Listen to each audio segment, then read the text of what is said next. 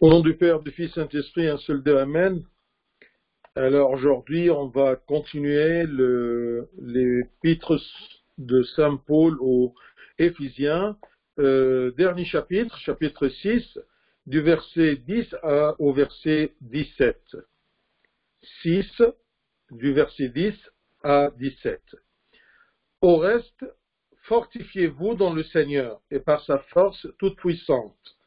Revêtez-vous de toutes les armes de Dieu afin de pouvoir tenir ferme contre les ruses du diable. Car nous n'avons pas à lutter contre la chair et le sang, mais contre les dominations, contre les autorités, contre les princes de ce monde de ténèbres, contre les esprits méchants dans les lieux célestes. C'est pourquoi prenez toutes les armes de Dieu, afin de pouvoir résister dans le mauvais jour et tenir ferme après avoir tout surmonté. Tenez donc ferme, ayez à vos reins la vérité pour ceinture. Revêtez la cuirasse de la justice. Mettez pour chaussure à vos pieds le zèle que donne l'évangile de paix. Prenez par-dessus tout cela le bouclier de la foi, avec lequel vous pourrez éteindre tous les traits enflammés du malin. Prenez aussi le casque du salut et l'épée de l'esprit, qui est la parole de Dieu. Gloire à toi, Seigneur, maintenant et toujours et pour les siècles des siècles. Amen. Alors, il ne reste à saint Paul, à la fin de son épître, que de dévoiler à ses fidèles à Éphèse, ce front de bataille. Il y a une guerre entre les enfants de Dieu et entre l'ennemi de Dieu, Satan. C'est une guerre intérieure.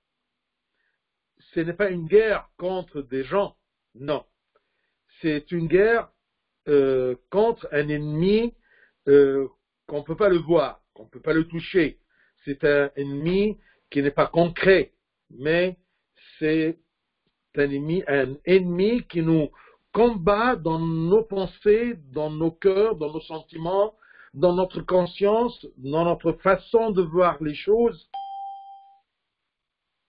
Et il fait tout ceci tout simplement dans un but de nous déstabiliser et d'affaiblir notre foi. Il veut bien nous égarer du chemin de Dieu. Il veut bien nous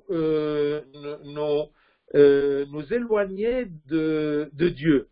Alors, tout simplement, en attaquant la stabilité de notre foi. C'est pour cela qu'il commence à combattre tout ce qui est intérieur, tout ce qui est pensée, tout ce qui est sentiment, comme je vous ai dit, même il peut taper sur nos nerfs. Alors saint Paul, devant cette guerre, cette bataille, enfant de Dieu et Satan, il nous conseille. Et il nous dit, fortifiez-vous. On a besoin de cette force. Parce que la guerre est farouche. Ce n'est pas une guerre facile. Fortifiez-vous dans le Seigneur et par sa force toute puissante. Alors on ne peut pas se fortifier par nous-mêmes. On n'a pas cette force nécessaire pour combattre Satan. On ne peut pas combattre par notre propre force, mais dans le Seigneur, en se rattachant au Seigneur, en tenant la main de notre Père Céleste pour nous fortifier en lui, dans le Seigneur. Saint Jean, il cite dans son 15e chapitre, verset 5, le Seigneur nous a dit, « Je suis le cèpe, vous êtes les sarments. Celui qui demeure en moi et en qui je demeure porte beaucoup de fruits, car sans moi, vous ne pouvez rien faire. » Sans moi, vous ne pouvez rien faire. Comme une branche, comme une cèpe, ou plutôt comme les sarments, comme les branches de la vigne qui sont fixées dans le cep. Eh bien, la branche ou le sarment qui demeure et se rattache toujours au cep, eh bien, il est bien nourri, il est bien fortifié, il a une force. Et cette force paraît dans les fruits. De même, nous, on ne peut rien faire, on ne peut rien avoir comme fruit, comme victoire, que si nous sommes rattachés, si nous sommes demeurés dans le Christ, dans le Seigneur. Et même Saint Paul aux Philippiens, chapitre 4, 13, il nous dit, Saint Paul, il dit, « Je puis tout par celui qui me fortifie. » Qui me fortifie que le Christ? Alors, je peux tout et je pourrai tout par celui qui me fortifie. Et pour être bénéficiaire de cette force-là, je dois être dans le Seigneur, en Christ. Donc Dieu donne la force à tous ceux qui veulent. Il donne cette force-là. À tout ce qu'ils veulent, tout ce qu'ils demandent, et tout ce qu'ils reçoivent cette force, et ces forces à combattre. Parce que la force n'agit pas toute seule. Je dois en profiter et je dois l'utiliser. Alors, je dois vouloir, je dois demander et je dois de m'efforcer à combattre, à utiliser cette force que Dieu me donne. Si vous vous rappelez bien, Éphésiens 3, 20, c'est écrit, « Or, à celui qui peut faire, c'est-à-dire le Christ, à celui qui peut faire par la puissance qui agit en nous. » C'est Dieu qui fait, par la puissance qui agit en nous. Infiniment au-delà de tout ce que nous demandons ou pensons. C'est Dieu qui agit en nous. Selon la force qu'il nous donne. Infiniment au-delà de tout ce que nous demandons ou pensons. Donc, selon la force qui agit en nous, le Christ agit par nous pour combattre.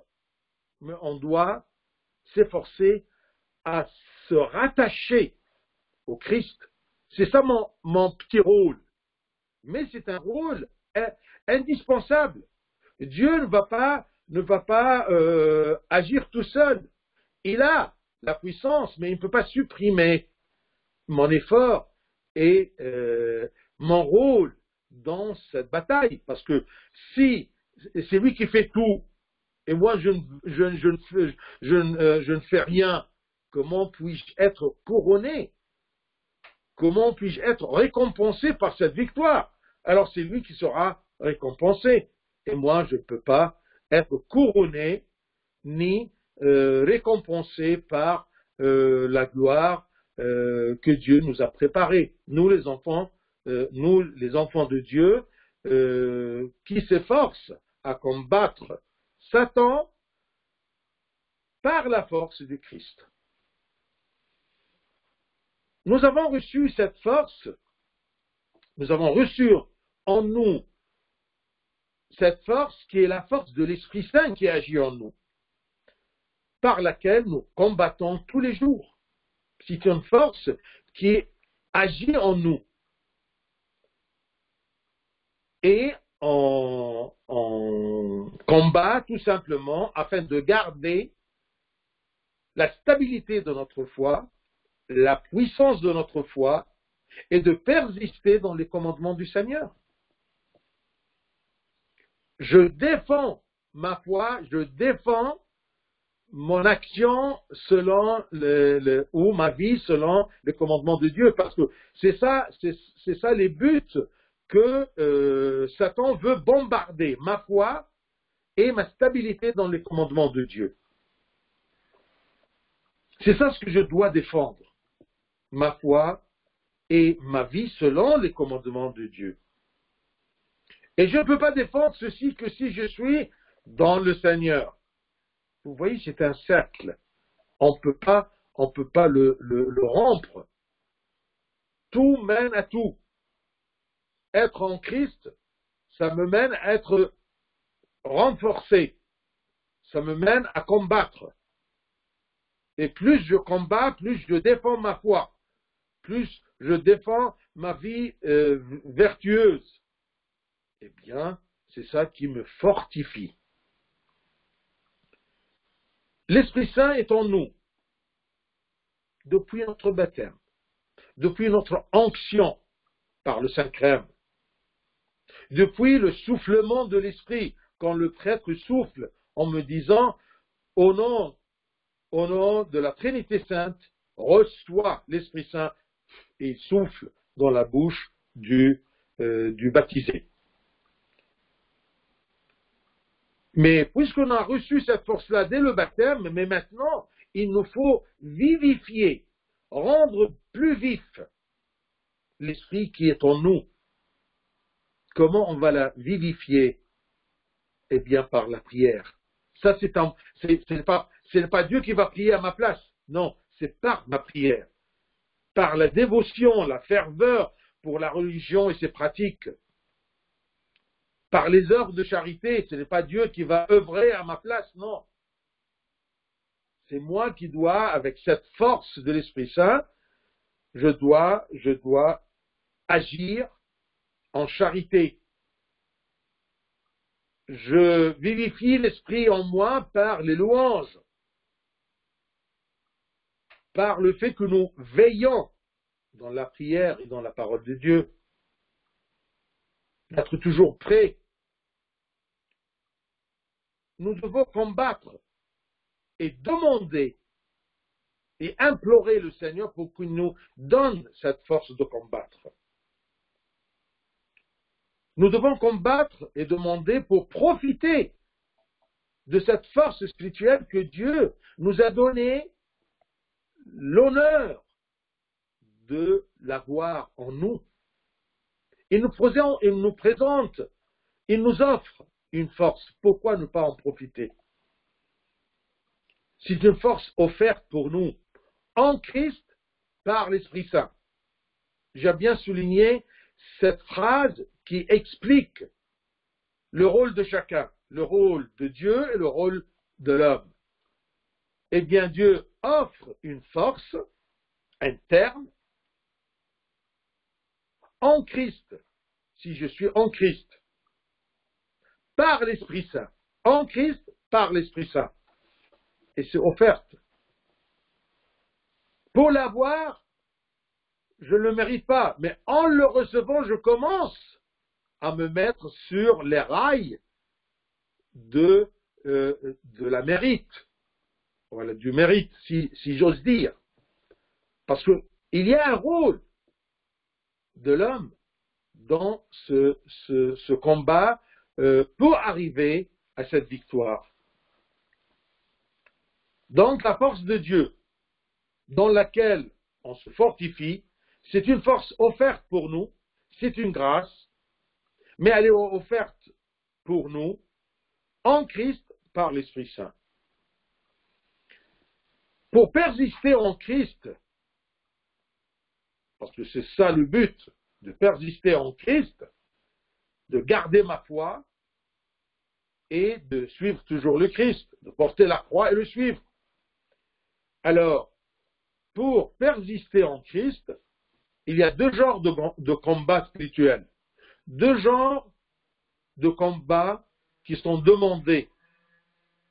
Un combat positif et un combat négatif. Le combat positif, selon les pères, c'est ce que je fais, la prière, le jeûne, chercher la connaissance à travers l'étude biblique, accomplir les œuvres de la piété. Ça, c'est le combat positif. C'est ça qui me fortifie en Christ pour être prêt à combattre. et pour, comme on a dit, vivifier l'Esprit Saint en moi. Et le combat négatif, bien sûr, c'est ne pas m'affaiblir par le péché. Le négatif, c'est la résolution d'éviter de refuser le péché. Éviter et refuser. Comme Saint Paul il nous dit toujours, agir comme mort pour le péché. Devant le péché, je suis mort. Ça ne m'influence pas. Comment dire, ça me fait ni chaud ni froid. Je suis mort pour le péché. Vous voyez la façon de décrire ma réaction vis-à-vis du péché. Je suis mort pour le péché. Donc, par ce combat et par la victoire, le croyant s'attache à Dieu. Et pour combattre, je dois m'attacher à Dieu. Et Dieu devient au croyant, pour le croyant, source infinie de force. Notre force en Dieu doit augmenter chaque jour. Parce que le niveau de notre ennemi, ça augmente, ça évolue. Donc notre force doit augmenter chaque jour, c'est ça ce que j'ai dit. On doit vivifier l'Esprit Saint. Parce que on agit selon la force qui agit en nous. On agit selon la force qui agit en nous. Donc je dois faire à augmenter cette force qui agit en moi. Elle augmentera si on le demande. Et si nous comptons sur cette force-là en nous, si nous la vivifions par la prière et par la demande. C'est pour cela que Dieu nous a dit, demandez et vous aurez. Demandez le royaume des cieux. Demandez d'abord, premièrement, la victoire dans ce combat-là, pour garder, pour défendre la foi et défendre ma vie selon le commandement de Dieu.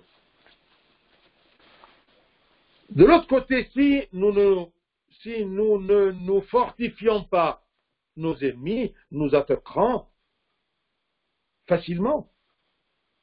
Parce qu'ils nous harcèlent, ils nous surveillent. Ils voient le moment qu'on baisse les bras, eh bien, ils commencent à nous attaquer par des preuves et des tribulations, de mauvaises expériences, de détresse, de trahison des amis. C'est comme ça qu'ils nous combattent pour tout simplement s'éloigner de Dieu, s'affaiblir par ces tribulations et ces épreuves. Dieu est puissant pour ceux qui l'invoquent. C'est pour cela que dans la messe, dans les tropères, dans les awashi, on dit toujours « invoquant le Seigneur pour ». Dieu est puissant pour ceux qui l'invoquent. Et la puissance, la force de Dieu est supérieure à toute puissance. Mais l'importance d'avoir cette force en nous, la force de Dieu. Regardez Saint Antoine. Il demandait toujours la force de Dieu avec une humilité incroyable. Alors Saint Antoine, devant les démons qui paraissaient devant lui, il leur a dit quoi? Je suis plus petit que le plus petit d'entre vous. Je suis plus petit que le plus petit d'entre vous. Mais si le Seigneur me soutient, aucun ne pourra me vaincre. C'est ça l'équation. Sans Christ, je suis néant. Je suis plus petit, plus faible que le plus faible des démons. Mais ma faiblesse, plus la puissance de Dieu, je suis un Superman. Comme Saint Antoine. Il croit bien, il a confiance dans le soutien de Dieu. Et si Dieu le soutient, personne aucun démon ne peut le vaincre. Il peut le blesser, il peut le torturer, mais il ne peut pas toucher ni sa foi, ni son amour vers Dieu, ni sa vie de sainteté, sa vie selon les commandements de Dieu. Saint Paul, au deuxième épître aux Corinthiens, chapitre 10, 2 Corinthiens 10, versets 4 et 5, qu'est-ce qu'il nous dit? Il nous met en garde pour comprendre le genre de cette guerre-là. Car les armes avec lesquelles nous combattons ne sont pas charnelles.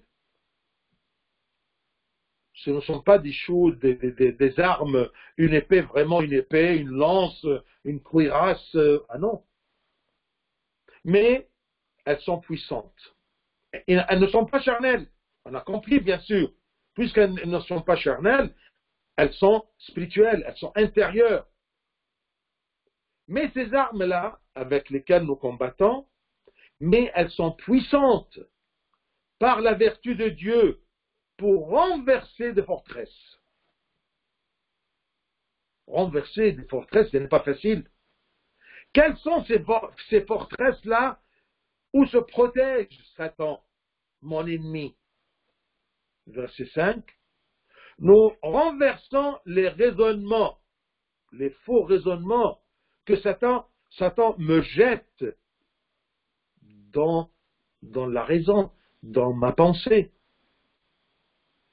Nous renversons les raisonnements et toute hauteur qui s'élève contre la connaissance de Dieu. J'ai en moi la connaissance de Dieu. Si quelque chose s'élève au-dessus de cette connaissance, contre cette connaissance, eh bien, par les armes spirituelles qu'on va voir plus loin, par ces armes-là, eh bien, je peux renverser cette hauteur, cette forteresse. Et nous amenons toute pensée captive à l'obéissance de Christ. Donc, renverser les forteresses, c'est quoi? C'est renverser tout raisonnement, toute pensée contre la pensée de Christ. Et n'importe quelle pensée, on l'amène captive. On oblige tout ce qui me passe dans la tête. On oblige toutes ces pensées-là à obéir au Christ. S'il n'arrive pas à obéir, eh bien, je l'élimine. Elle est éliminée. Elle est refusée. C'est ça les forteresses de Satan. Il se cache derrière des raisonnements, des raisonnements qui m'éloignent de la pensée du Christ, qui m'éloignent de ma foi. Et par les armes, je renverse ces forteresses pour les dévoiler, pour le combattre, pour amener toute pensée captive à l'obéissance du Christ. Donc nous sommes faibles en nous-mêmes. Nos ennemis, les démons, sont beaucoup plus forts que nous. Mais la foi en Dieu et la confiance en lui nous suffisent pour vaincre et pour être sauvés. La foi en lui et la confiance en lui. Comme Saint Antoine, je suis plus petit du plus petit parmi vous. Mais si Dieu me soutient, personne parmi vous, démons, ne peuvent me convaincre, me vaincre.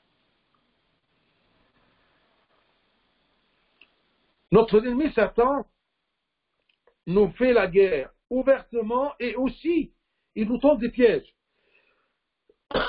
Ne croyons pas que toutes les attaques de Satan est très claires devant nos yeux. Non, il y a beaucoup de pièges. C'est pour cela qu'il nous dit, verset 11, « Revêtez-vous de toutes les armes de Dieu afin de pouvoir tenir ferme contre les ruses du diable. » Et les ruses du diable sont beaucoup plus dangereuses que le confrontement à travers des péchés clairs et nets, que ça c'est un péché. Donc Satan nous tend beaucoup de pièges et utilise beaucoup de ruses. Alors l'apôtre nous conseille de nous préparer en nous revêtant les armes spirituelles, les armes de Dieu. Et ce sont des armes, on va voir plus tard, ce sont des armes très efficaces et très adéquates. Ces armes incluent des armes défensives et des armes offensives. Des armes pour se protéger et des armes pour attaquer. Parmi les ruses et la façon d'agir de Satan, c'est qu'il donne au péché toujours l'apparence du plaisir et du bonheur. Dans le péché, il ne manifeste que tout ce qui est plaisir et bonheur, ce qui est faux. Parmi ces ruses, par exemple, il se prend comme un invincible, ne peut pas être vaincu. Il jette le doute dans le cœur du pécheur. Il fait comprendre que Dieu ne pardonne pas. Beaucoup de ruses. Mais qui vise là-dedans affaiblir l'homme. Tu ne seras jamais pardonné. Dieu ne pardonne pas. Dieu est juste. Et attention, moi Satan, je suis invincible. Il fait douter les hommes de la parole de Dieu et des promesses de Dieu. Si Dieu m'a promis de me pardonner, si je présente un repentir, je dois être sûr. S'il y a une pensée qui s'élève contre cette promesse de Dieu, je dois la mener captive à la promesse de Dieu. Comment? Par les armes spirituelles que vous allez voir. Christ qui est en nous, c'est lui qui vainc. Ce n'est pas moi. Mais je dois laisser le Christ vaincre. Je ne peux pas l'empêcher, ou plutôt, je peux l'empêcher si je me laisse aller vers les pensées de Satan. Si je laisse la forteresse du Christ et je vais me protéger, entre guillemets, dans la forteresse et dans les idées de Satan. C'est lui qui a vaincu en nous, c'est lui qui a vaincu par la croix, et c'est lui qui vainc toujours en nous.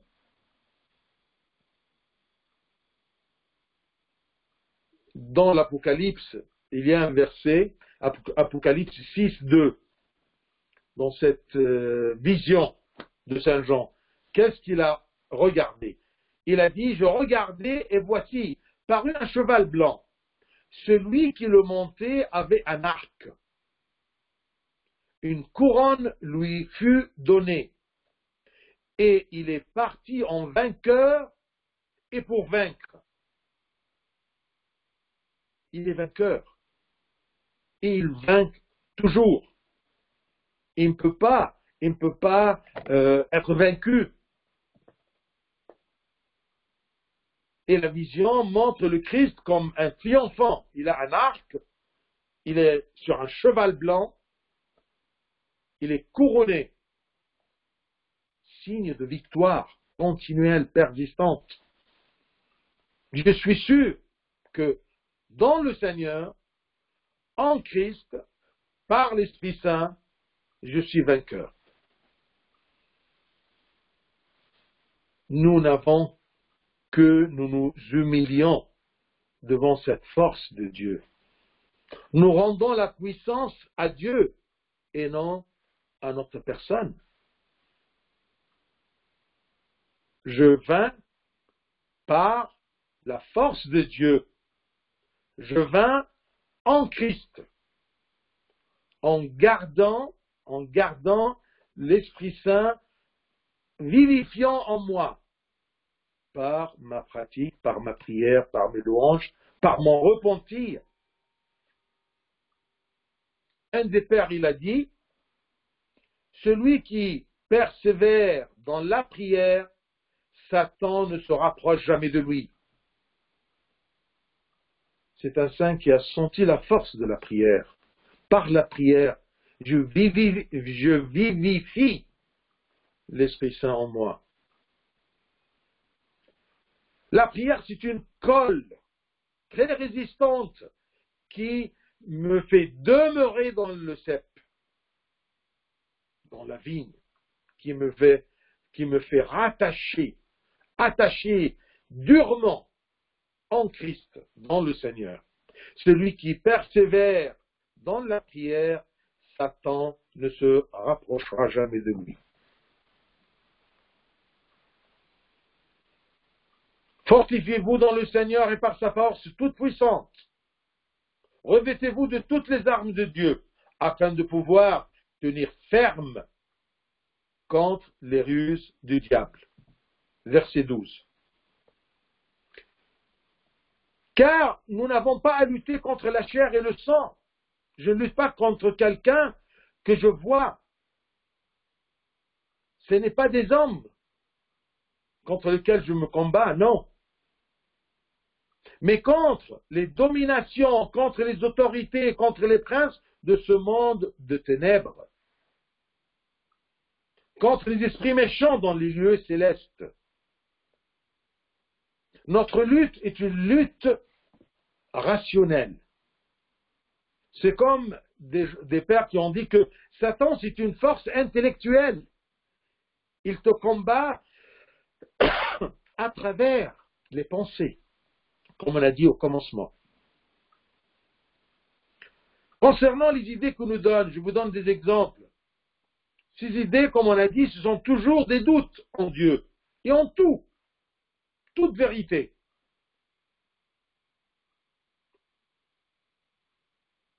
Il nous jette toujours, il nous attaque toujours avec des flèches. Ce sont des pensées passionnelles, mélangées avec le doute que tu ne pourras pas vaincre, que c'est normal.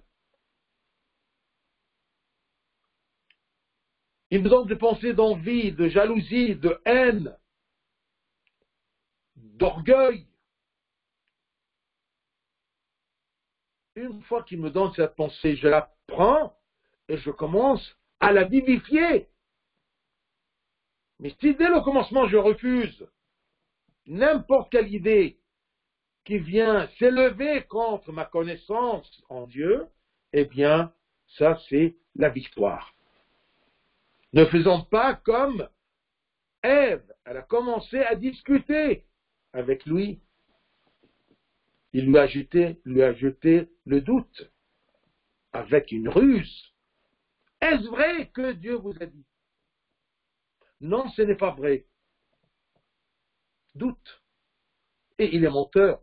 Si je mets dans mon cœur que Satan est menteur, donc n'importe quelle idée ou raisonnement même qui s'élève contre la connaissance de Dieu et contre les promesses de Dieu, je dois les abolir, je dois les refuser dès le commencement.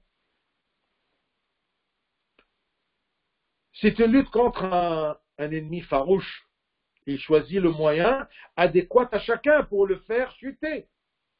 Il n'a pas un seul système, il n'a pas une seule ruse, il n'a pas un seul moyen, mais il cherche toujours ta faiblesse. Tu es faible vis-à-vis de quoi? Et c'est ça la rentrée par laquelle il peut nous attaquer. Mais quand on est armé en Christ, par les armes de Dieu, eh bien, en vain, on rapporte la victoire. Nous ne luttons pas contre de la chair et le sang, pas contre des hommes. Quoique parfois, Satan, il utilise des mauvaises fréquentations pour nous éloigner, nous faire égarer du chemin de Dieu. Mais même à travers ces hommes, eh bien, je combats des dominations célestes. Parce que prince de ce monde, qu'est-ce que ça veut dire? Les satans, les diables, d'accord, dont le chef est Satan, eh bien, il les appelle ici princes de ce monde. Qu'est-ce que ça veut dire prince de ce monde? Prince de ce monde, ça ne veut pas dire qu'ils sont ils dominent le monde, non. Ça veut dire qu'ils profitent des convoitises du monde, qu'ils profitent de tout ce qu'il y a de mal dans le monde pour l'utiliser contre les enfants de Dieu. Ils utilisent tout ce qui est mal dans ce monde pour tromper les enfants de Dieu. Ils dominent le monde par ce qui existe de mal et de péché dans le monde.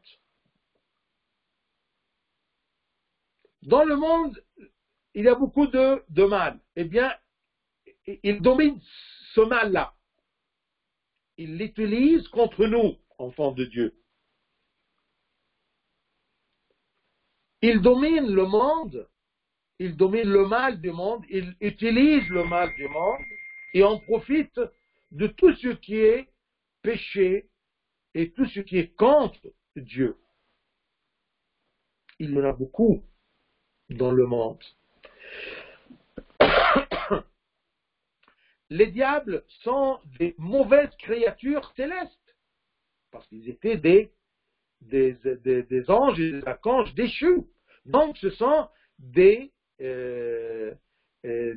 créatures célestes qui nous combattent dans tout ce qui concerne les choses célestes. C'est ça qui peut expliquer contre les esprits méchants dans les lieux célestes. Est-ce que dans les lieux célestes, il y a des méchants? Oui.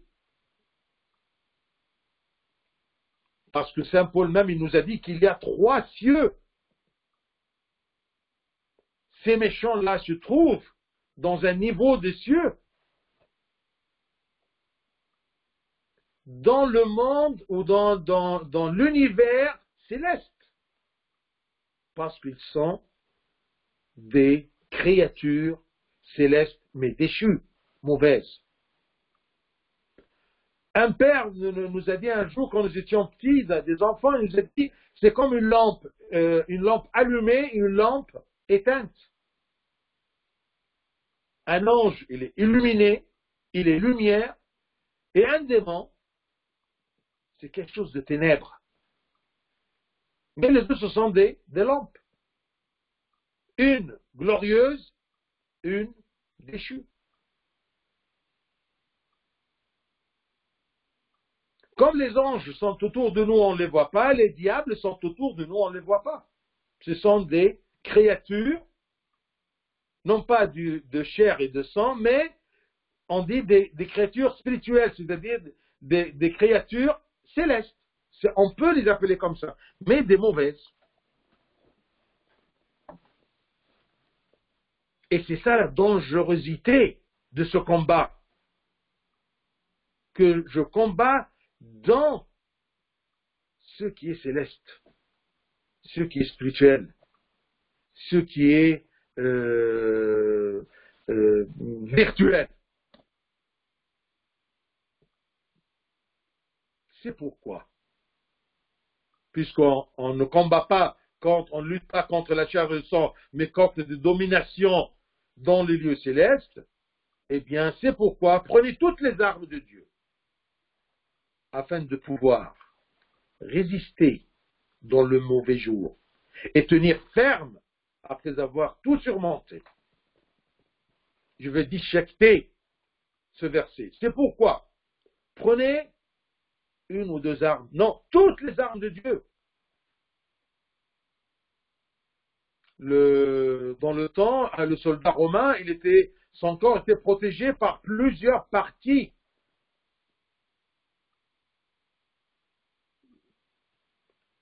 C'était la ceinture, la cuirasse, le bouclier, comment dire, le casque, l'épée, beaucoup de parties pour protéger toute mon existence. Parce qu'il peut me venir de n'importe quel côté, de n'importe quelle pensée. C'est pourquoi prenez toutes les armes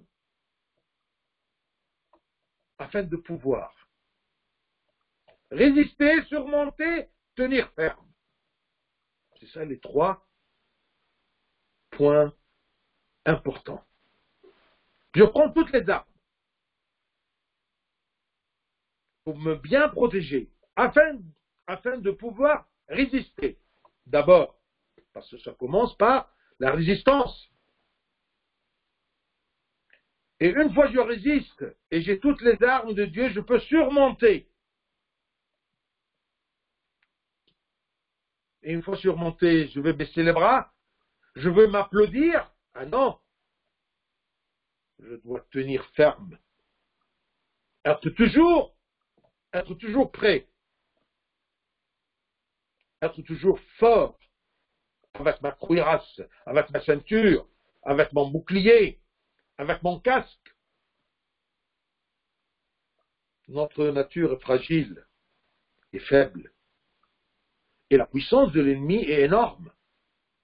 Pour cela, on doit prendre toujours les armes de Dieu. Pas n'importe quelle arme. Parce que n'importe quelle autre arme ne résistera jamais contre la force de cet ennemi. Tous nos jours sur terre sont des jours de combat, sont des mauvais jours où nous sommes toujours exposés à des tentations et à des attaques. C'est pour cela qu'il nous dit, prenez toutes les armes afin de pouvoir résister dans le mauvais jour. Le mauvais jour, c'est le jour où il y a un combat. Est-ce qu'il y a un jour sans combat? Il n'y en a pas. Parce que notre ennemi, il est toujours là. Il nous observe. Et tenir ferme après avoir tout surmonté. Je surmonte les choses, ces combats, ces batailles, mais je dois tenir ferme.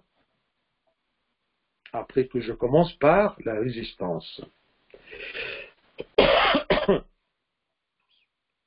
Tous nos jours sont des jours de combat. Et tant que je suis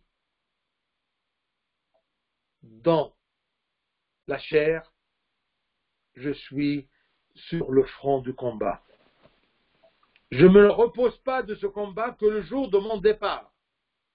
Tant que tu es dans la chair, tiens bien les armes de Dieu, qu'on va voir en détail. Parce que ce sont des armes très efficaces. Et ne perds jamais la confiance dans ces armes, ni dans le cep à qui tu es attaché, ou d'où tu prends ta force. Le Christ, la parole de Dieu, les promesses de Dieu. Ne doute jamais dans la force de l'Esprit Saint qui est en toi, qui t'aide à résister et à surmonter et à tenir ferme. C'est une force intérieure, puisque la guerre est intérieure. N'aie pas peur. Tiens bien la parole de Dieu. Tiens bien le Christ. Sois résistant, persistant dans le Seigneur, comme il nous a dit au commencement, fortifiez-vous dans le Seigneur, gloire à lui éternellement. Amen.